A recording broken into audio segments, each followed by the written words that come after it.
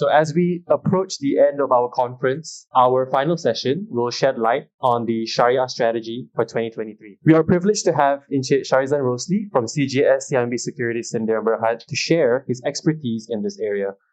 Let's please welcome Encik Sharizan Rosli to the stage. Okay, Assalamualaikum and a very good afternoon to everyone present at today's Invest Sharia conference.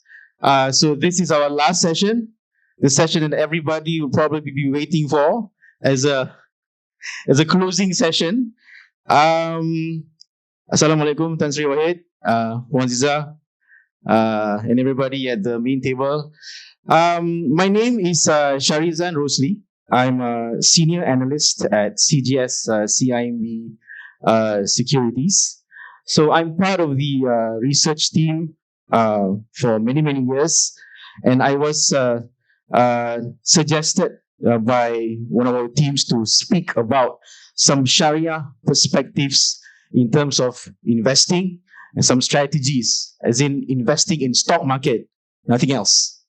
So what I'm going to do today is give some perspectives in terms of how Sharia or how halal is actually our stock market, the KLCI components, and also share a bit about what our market expectations are going into the second half of the year, and also share some other perspectives into what we could expect for the market, for the KLCI, given the upcoming pipeline of events that most investors are expecting over the course of this year. Okay, so let's start off the session. Let me look at the time. Okay. All right, that's my name. Okay. All right. Okay. Some key discussion points just to bring us through what the topical discussion is. I will just briefly talk about our general views on the market outlook.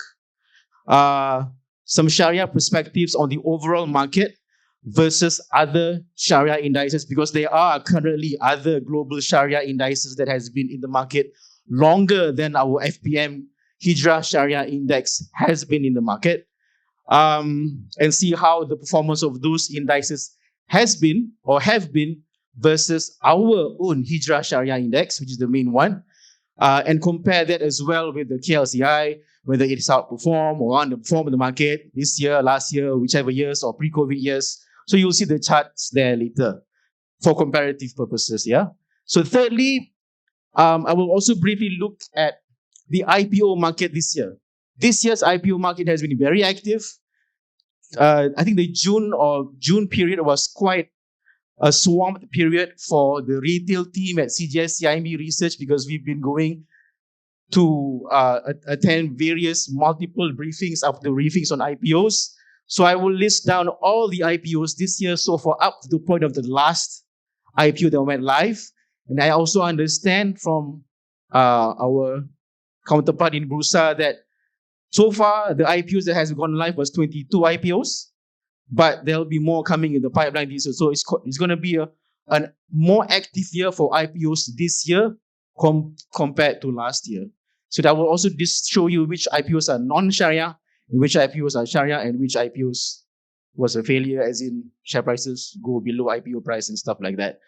So fourth is go through some fund flow analysis perspective and show you what are the turning points for the market, for investor sentiment in July itself. So because we think the month of July is a month that from here on investors should be looking forward to some of the key potential upside catalysts for the market-friendly events, and also potential political events like the state elections coming in this Saturday. Doesn't matter what your views are, because either way it would either be good, bad, or neutral for the market. Okay. Fifth is just to show you, just to say that we are overall maintaining, or at least myself personally, am cautiously positive on the market outlook, but there are signs of multiple tailwinds emerging. from the month of July, especially looking at the funds flow data where foreign investors have turned net buy this month. So that might be some of the positive indicators to monitor going into the next couple of months. So skipping through, I've also dissected some of the Shariah names in our recent second half market strategy to show you there are some good Shariah stocks that you might be interested into looking at good prospects, and also looking at our official targeted KLCI for this year and next year, where this year we're looking at, from this point on, about 11% upside potential to the KLCI by the end of 2023, based on the analysis in our second half strategy report written by our new market strategists. Okay, the second last two things is filtering sector and stock selection, Shariah picks, and lastly, some technical outlook on KLCI, FBN Hijrah Shariah on an alternative views on how the market could pan out for the rest of the year. Yeah.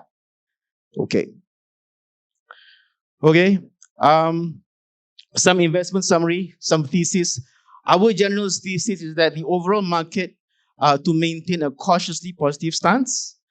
We think corporates would anticipate an improved operating environment backed by a progressive policy measures and expectations of a renewed political landscape.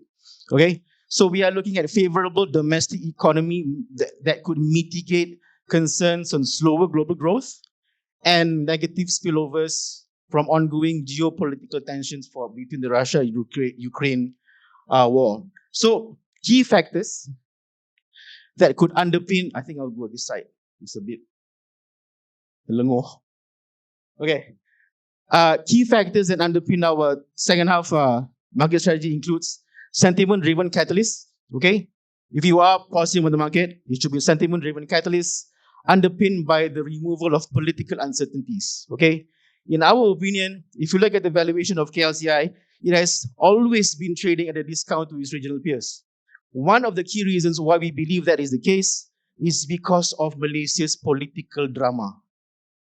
Who does not agree about this? I mean, some may agree, some may not, but because of the political situation that has prolonged itself over the years, I think the discount to the valuation of KLCI factors in that issue. So most investors that we speak to are hoping that after the state elections this Saturday, the issue about whether or not there will be policy continuity, whether or not there will continue to be an overhang on the market because of political uncertainties, would dissipate and will probably diminish over time. So if that is the scenario, then the market could probably start to see some interest in terms of potential re-rating coming in from domestic investors, retail, institutional, or even foreign investors. Second is the feel-good market-friendly events that are supportive for domestic growth. And also, in the slides later, I will show that foreign shareholding as at end June, or is it end July, whichever month, is close to their historical lows, while institutional and retail investors domestically could turn to net buyers in the market if the positive scenarios that I've talked about earlier, pans out over the next couple of months. So fundamentally, there are sectors that we like and there are sectors that we do not prefer. But based on our recent strategy, we are overweight, okay, on financial services, banks. But mind you, banks are not Sharia compliant. So in our Sharia dissected stocks, banks are not included. But in our overall house view, we like banks, financial services, conglos, real estate or property, construction and materials, REITs, and also healthcare. Okay? So in our second half strategy, it anticipates that KLCI could stage a recovery in the fourth quarter based on certain factors. And we have an official 1610 and 2023 KLCI target, which is based on about 15.4 times PE. Okay?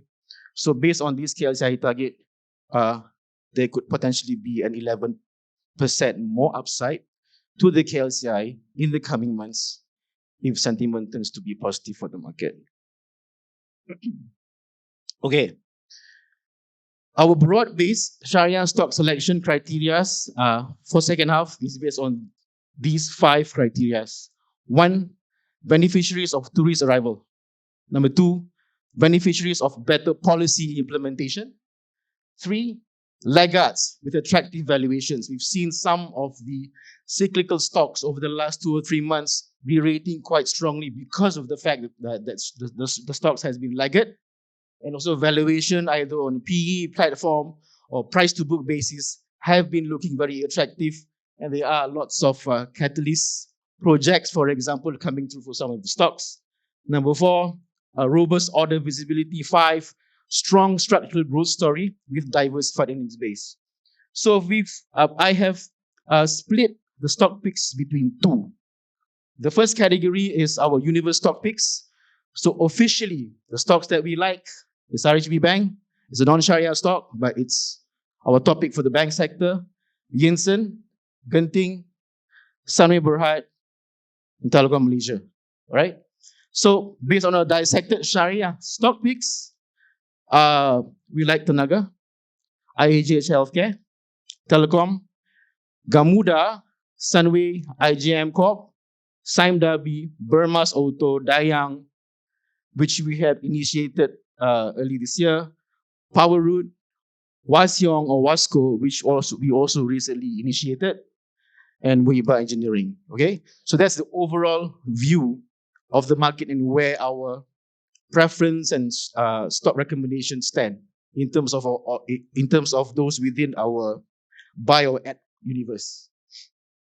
Okay, now let's come back to the Sharia world. Okay, so yeah, stock market investing have different perspectives, but there are a lot of stocks within the KLCI component that are Sharia compliant, right? So what I'm saying here is that over the years, the data that we compiled shows you that there's growing interest in Sharia investments. So this chart is basically to recap about what is the criteria set by the Sharia Advisory Council, SAC, on what makes a stock Sharia or not Sharia compliant. So this is a simplistic version of the calculation. So there's 2 thresholds: the 5% threshold, the 20% threshold, and the 33% threshold. Okay, so distributed over 3 different categories. So for business activities, revenue and profit generated from Sharia non-compliant activities should not be more than 5%. And also for the financial ratios segmentation, cash over total assets, debt over total assets. This refers to cash placed in conventional accounts, instruments that are placed in Islamic accounts. The instruments are excluded from the calculation and only includes interest-bearing debt. Islamic financing or sukuk is excluded from the calculation. So simplistically, based on this threshold, the elements of non-Sharia for profit, revenue, and also cash should not be more than this threshold. For SPEC, the criteria are pretty much simple. So, and because of these criteria, you may have seen that some stocks over time are reclassified from Sharia to become non-Sharia, and from non-Sharia to become Sharia. So this is one of the key reasons why there have been changes. This is a typo here. I'm sorry. It should be 5%. Okay. Have there been a lot? What are the size of Sharia compliant PLCs over the years? So if you look at this chart, since 2016, the number of Sharia compliant public listed companies has been rising, and as per 22nd May latest list, there are a total of 802 Sharia compliant listed companies, And what is good about it is that if you look at every sector punya composition, 96% of the number of stocks within the industrial products and services segment, for example, 86% is Sharia compliant. For consumer products and services, 78% of the companies within that sector is Sharia compliant. And if you go down the list for property, tech, construction, plantation, energy, transport, logistics, the percentage of Sharia compliant stocks within those sectors are very high. So if you look at this column here, if you can you see? Okay. It ranges from 73%, starting from telco, up to maybe 97%, the highest, which is construction. So interestingly, investors who are very particular on whether the stock is Sharia compliant or non-Sharia compliant can be rest assured that if they put their money in most of the construction or property or consumer or industrial product stocks, most of them will be Sharia compliant. All right. So this is the key message from this table. Okay. So this slide shows you that there are increasing interest in Sharia investments, updated up to June this year. So the total Islamic assets under management, AUM, for the Malaysian fund management industry grew marginally from 22% of total assets in 2017 to 23.1% up to June this year. And also the Islamic unit trust size expanded at a faster pace, accounting for about 22.7% of the total net asset value of unit trusts in June this year versus 18.2% in 2007. So the total Islamic AUM stood at about 219 billion at end of June this year. All right. Okay. This is about IPOs, like I mentioned before. So this year there were many IPOs that went live. So if you look at, okay, there are about 22 IPOs that has gone live this year so far. Started off with LNP, down to Wellspire, TT Vision, Sensi is a deep market, CloudPoint, Radium, Edeltech, and the latest one that we saw that came to market is KGW Group. Yeah. So what I want to point out here is that if you look at the list of the 22 IPOs that has gone live, most of them, well, actually more than 90% of them are Sharia compliant, and probably less than 10%, just a chongak calculation, right? Or less than 5 is non-Sharia compliant. Okay, but if you look at the performance of the IPO share prices, there's 3 categories here. Number one, IPOs share prices that went more than double from the IPO price. Second, the share prices that is less than 10% positive from the IPO price. And the third category is IPO where the current share prices are significantly below the IPO prices. So the best performers in this table, in the highlighted in gray or blue, grayish blue, the worst performance is DS Sigma. Right now is about 29% below IPO price. Kumpulan Kitakon, a construction IPO, is about 5.9% below IPO price. Radium Development, property company, is 28% below IPO price. CNJ House is 12.8% below IPO price. Okay, so the list is not that much, but there are IPOs that did not perform well. The best performers, highlighted in blue, were NationGate, is now about 303% above its IPO price. What's this? Okay, Wellspire is 320% above IPO price. TT Vision, 220 plus. Opstar is also 184%. Edeltech, also very strong, and also DC Healthcare. Yeah, Dr. Chong. Right? Okay, so these are the list.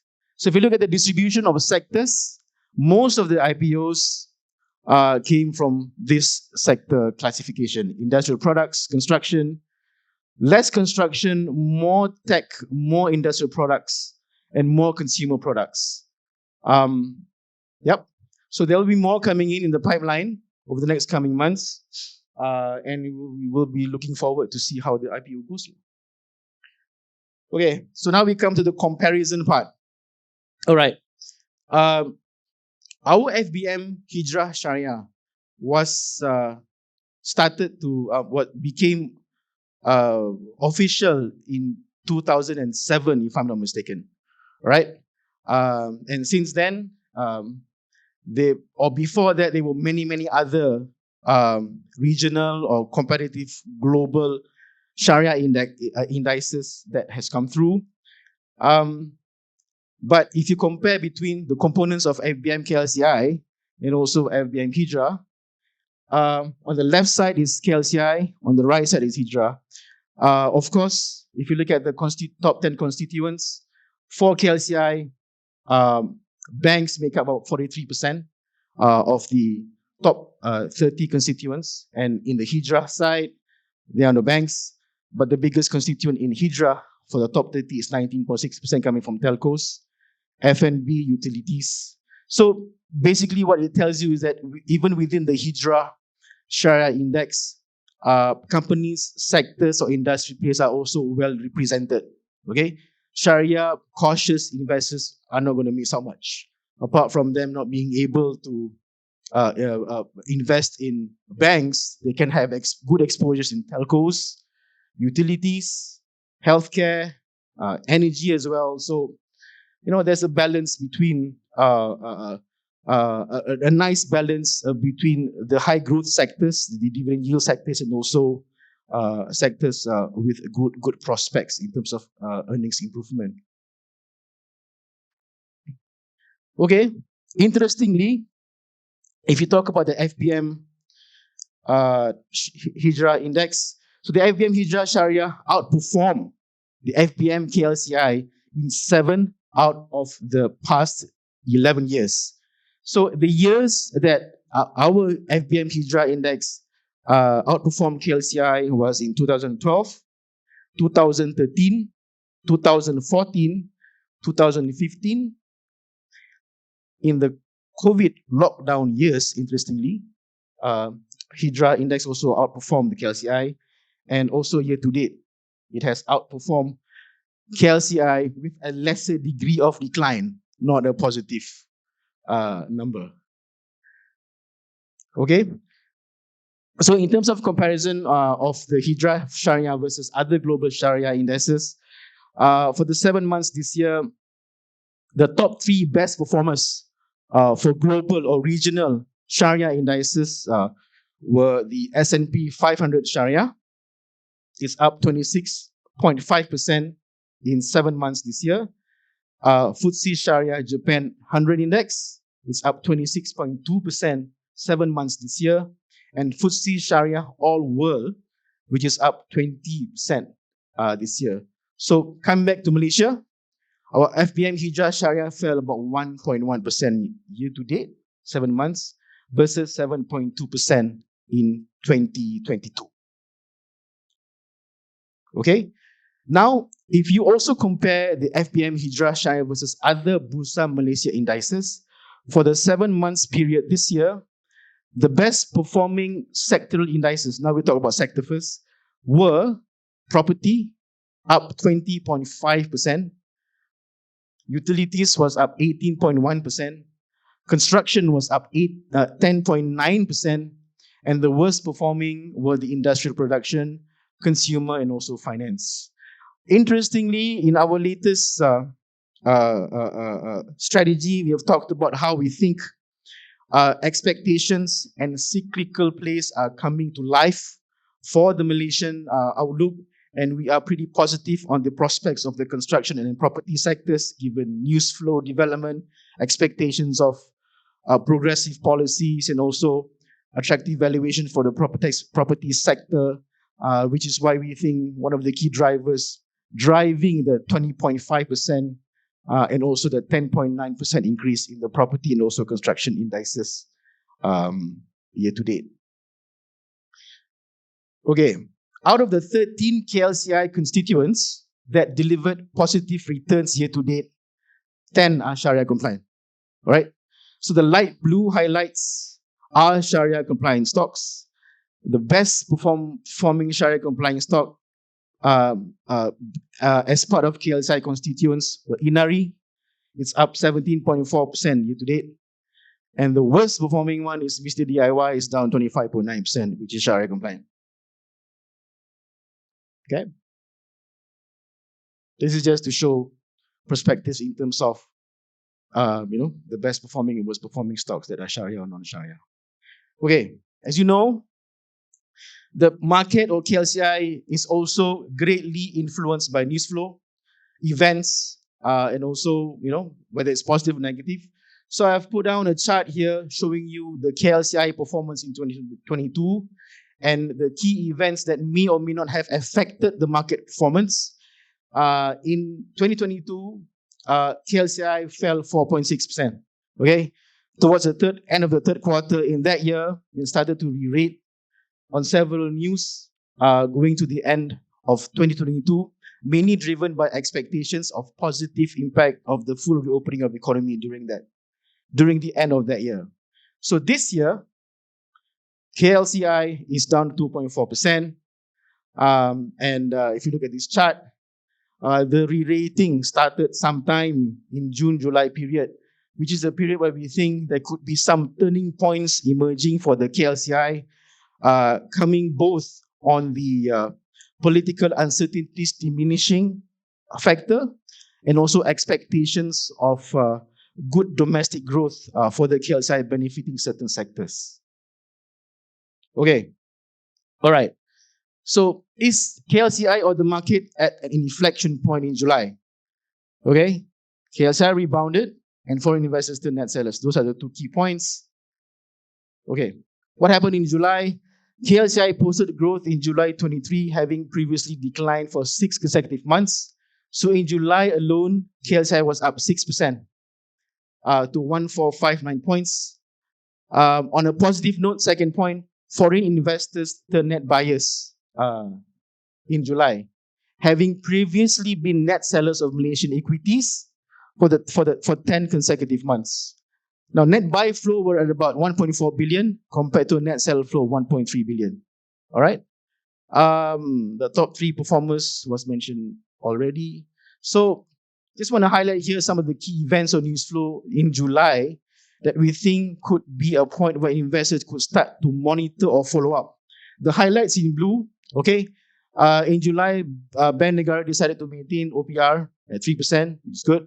And then Bank Negara maintains GDP growth forecast of 4 to 5% this year. Okay, that's around in line with our own economic team forecast GDP growth for this year and next year. A key thing that I've noticed in July is that on 11th July, My High Speed Rail Corp announced that they are exploring public-private partnership opportunity model for the KL Singapore High Speed Rail project. So this sounds like a deja vu. This has happened before, multiple delays and cancellations, and now it appears that this project is back to life. I personally believe that there is a political will behind executing this high-speed rail project proposal properly, more effectively. And I think this time around, there is a window of opportunity for the current government under Anwar Ibrahim's administration to ensure possibly that the high-speed rail project can go through without any major hurdles compared to its development in the last 2 or 3 years, especially in 2018. So this project could be a game changer, could be a big milestone for the sectors which could benefit, which are construction and also properties. All right. So some of the key events in July, inflation news. The PM launched Economic Madani, which aims to achieve 7 targets within 10 years. So our concern here is that yes, it looks very nice on paper, very nice on the brochure, but it's execution that we are looking for. All right? Okay, skipping through. No need to talk about this one. Yeah, these are some of the flow data telling you that, foreign investors have the net buyers, trading value has been rising, some, little bits of positive indicators on where the market momentum is going. So basically, things are, starting to look a bit more positive. That's the message, all right? Okay, no need.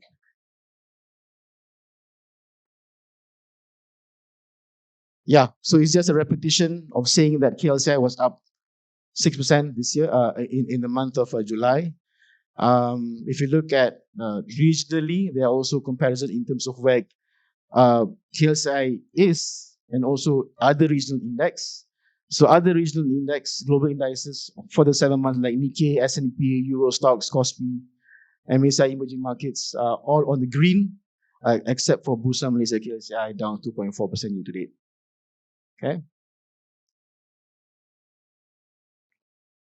So the KLCI also outperformed all other Bursa key indices in July.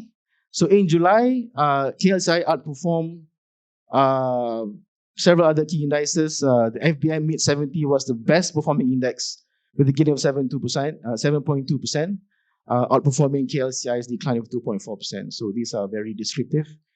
The key message here is that if you compare KLCI's performance with regional indices, we are at a point where we are still trading at least probably -1 or -2 standard deviation of our mean, okay, about 15 or 16 times.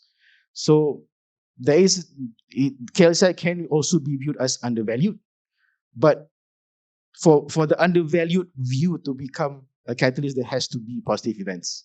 So what we're saying is that the political uncertainty has to dissipate.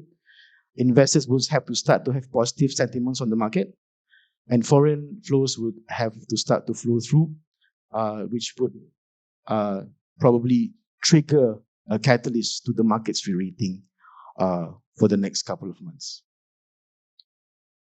Okay, signs of multiple tailwinds emerging. Market recovery drivers and our strategy baseline expectations as written in our recent second half strategy report. Okay, so let's see what the summary says. Okay, what could drive market recovery or sentiment for the KLCI? Number one, market valuations could play catch up against regional indices. So depressed valuations, of course, KLCI trades at about 13.9 times forward PE versus its historical mean of about 17.1 times. Second factor is improved domestic growth, driven by tail-end effects of economic reopening, continued subsidies, and higher minimum wage and labor market recovery. The third point here is upside from the pickup in domestic tourism, which we believe is a meaningful factor to contribute to stronger earnings prospects and also stronger current account surplus for Malaysia. So Chinese arrivals into ASEAN are only about 20% of pre-pandemic levels. Currently, tourist receipts amounted to about 28.2 billion in 2022 compared to 86.1 billion in 2019. And last year's current account surplus of 47.2 billion. The fourth factor is better policy implementation, in turn, supportive of a decent economic performance. Based on our economics team, we are forecasting Malaysia's GDP growth of 4.6% this year, correct? Okay. And also 4.6% next year, all right? So we're forecasting similar growth for this year and next year, and this is underpinned by a strong growth of 6.5% and 6.8% in private consumption. Okay? All right. So some of the highlights from our second half 2023 market strategy, CGS CIMB's baseline expectations. Number one, we are expecting structural shift in liquidity flows into emerging markets like Malaysia. Second, we are expecting a shift in investor preference towards KLCI, underpinned by its multi-year low valuations, gradual strengthening of the ringgit, and also robust domestic growth. Sounds pretty positive, right? Okay. Third, improvement in market sentiment anchored by potential easing of political uncertainties. Fourth is the lifting of political overhang on the market. So in the near term, the next key event is this weekend. So the potential favorable outcome of the 6 state elections, which is our base case. So the states involved are Selangor, Kelantan, Terengganu, Negeri Sembilan, Kedah, and Pahang. Terengganu, Kelantan are opposition-driven states. We know Selangor and Penang is supporters of the current one. Is probably Negeri Sembilan could probably be the factor, but we'll see. So it's happening this Saturday. If the outcome is favorable to the current ruling coalition, we think it would be positive for investors' expectation, positive for the market, because then expectations of better policy implementation, diminishing political uncertainties would start to play through. Investors may start to price in that kind of positive expectations, okay? Fifth one is medium-term economic plans and progressive policy reforms to gain momentum, which means that if the state elections are favorable for the current government coalition, then it will give our current Prime Minister and his key ministers the room to roll out progressive economic policy measures which they have been planning. So far we've seen the announcement of the Economy Madani. So we are expecting the 12th Malaysia Plan midterm review coming in after that. There's Budget 2024 coming in the fourth quarter. And many other key policy events or initiatives that may come out from the Anwar administration. So in terms of our baseline expectations for this year, we are looking at plus 4% year-on-year growth in normalized net profit and a net profit growth of plus 10% for next year. These are based on our coverage universe. Okay, no need to talk about this.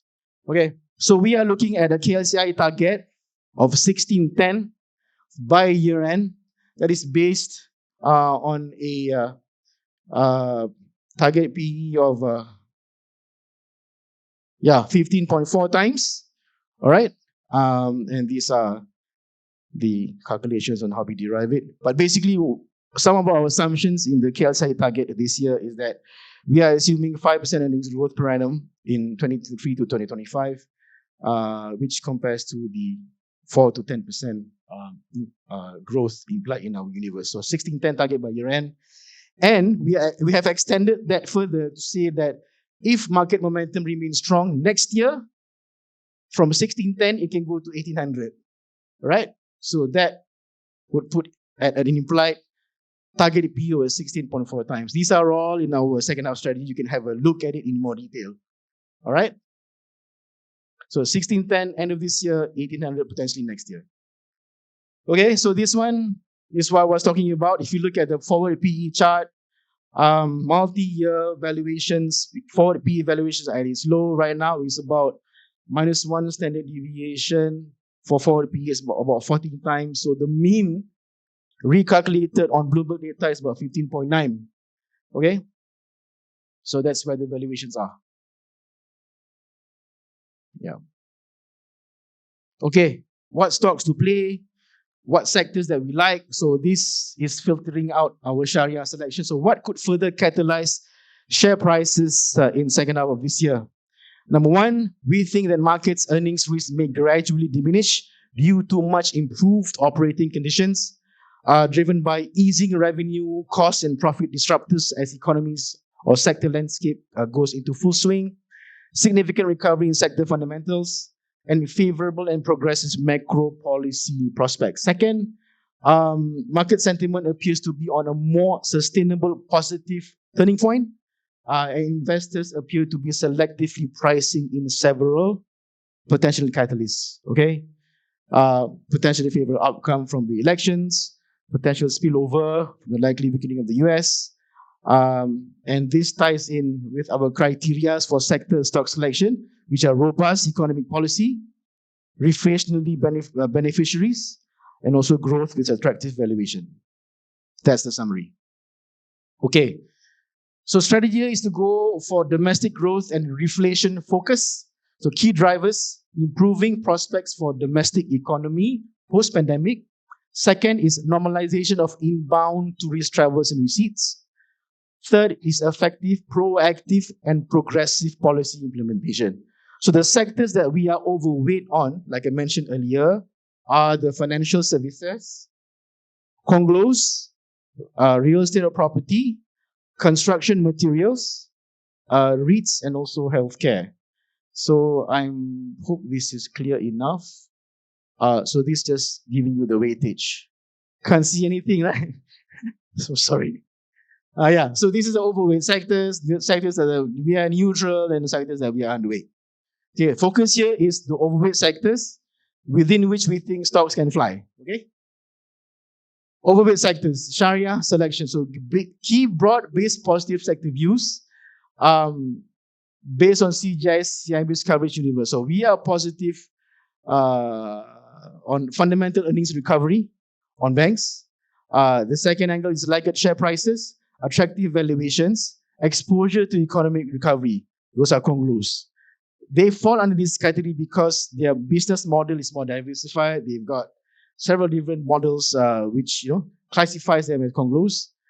Improving domestic demand, revival of infra spending, mega projects, construction, which I think is going to be a hot topic in the next couple of months. Retail, hospitality recovery for REITs, and also positive prospects for private healthcare, rebound in health tourism, which may benefit the healthcare sector.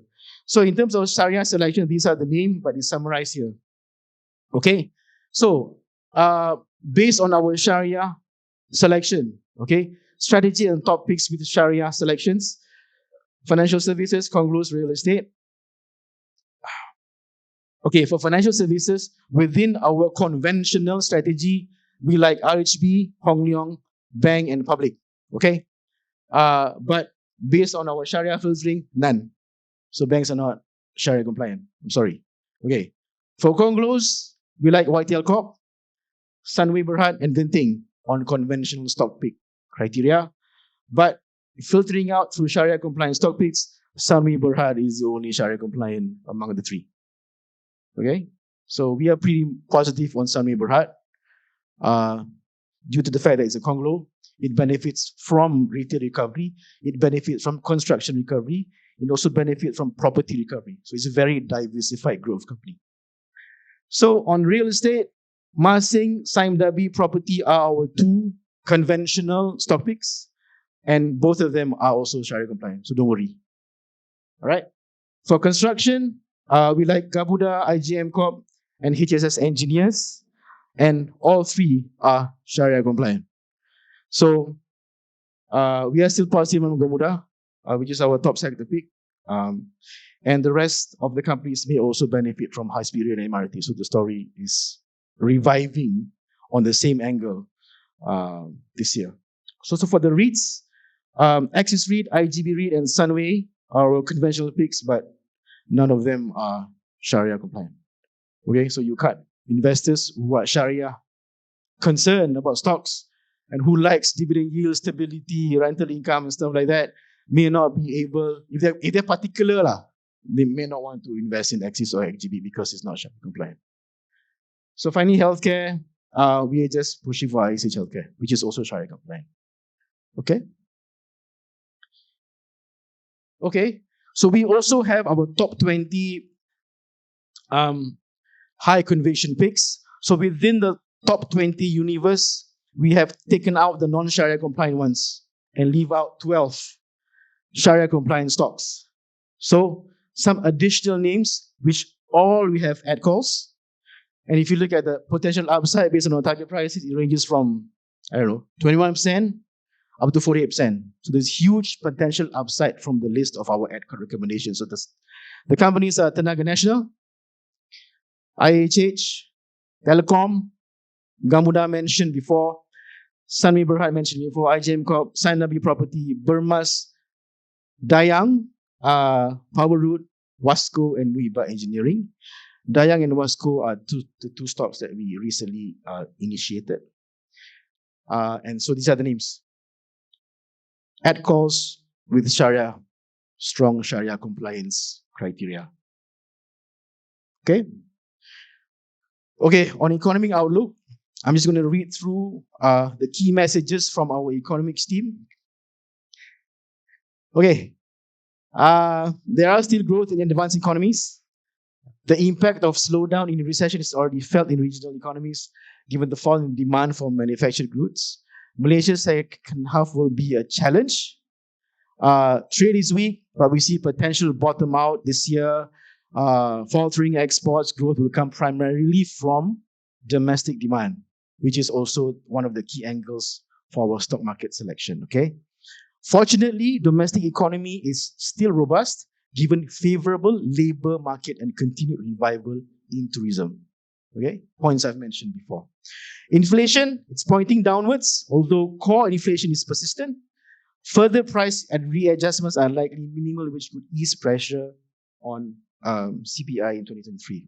Okay, our official GDP growth forecast for this year is 4.6% versus 8.7% last year.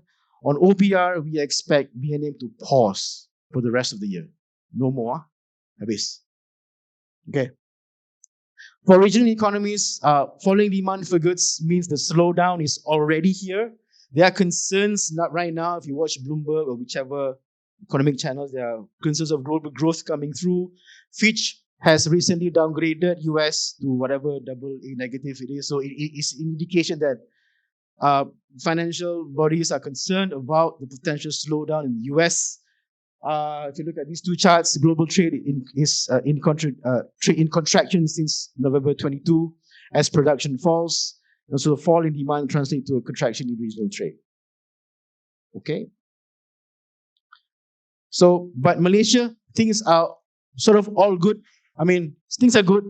Demand, domestic demand will continue to support the economy. Robust labor market, unemployment declining, and labor participation increase drastically. Okay, retail sales growth is also still robust, even accounting for price inflation. So people are still buying, malls are still full. Things are looking good on the retail side. Consumer sentiment is still pretty buoyant. Okay, weak trade and production to keep OPR unchanged. Okay, so they expect BNM to remain neutral, keeping OPR fixed at 3%, versus previous expectation of plus 25 bips in second half. So these are the factors supporting the view that rates will stay unchanged. Okay. Okay, this is our official Malaysia economic forecast.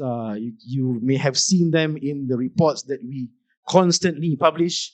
So the key ones here, GDP growth 4.6, 4.6 this year, next year. Our ringgit forecast is 4.5 this year and 4.35 next year. Ringgit as per yesterday or 2 days ago about 4.58. So, sort of looking at signs of strengthening against the US dollar. But our forecast stays at 4.5 and 4.35. Okay, we're slowly coming to the end of our CP points accumulation. Sorry. Okay, technical analysis, and alternative view. So I'm just giving a different flavor in terms of how our technical analysis team views the market, both on KLCI and FBM Shariah Index. So, but basically, the general expectation here is that sideways. Correct? Sideways. As in, technically we don't see a short-term or immediate-term potential strong upside. But if you look at the KLCI, the key thesis here is that it's the base building will continue. All right? So this is the KLCI chart. So there's a resistance here. So a breakout above 1618 to 1625 critical resistance would likely confirm the resumption of a longer term uptrend. Okay. So there's not a bullish call on the technical analysis side for KLCI. Neither it is for FBM Hijrah Shariah. It's trading below resistance level, so you need to test the resistance to ensure that there is a breakout and probably see some sustainable upside for the Hijrah Shariah. Correct? All right. Okay. So with that, I would like to thank you all for listening. And I hope this has been informative and also, refreshing. And on behalf of CJS CIMB research team, we would like to thank you for attending and participating in Bursa Syariah Conference. I'm Shariah Rosli signing off. Thank you. Assalamualaikum. Thank you so much, Encik Sharizan, for painting a wonderful Shariah Strategy 2023 picture Thank you. and how the situation will look like moving forward.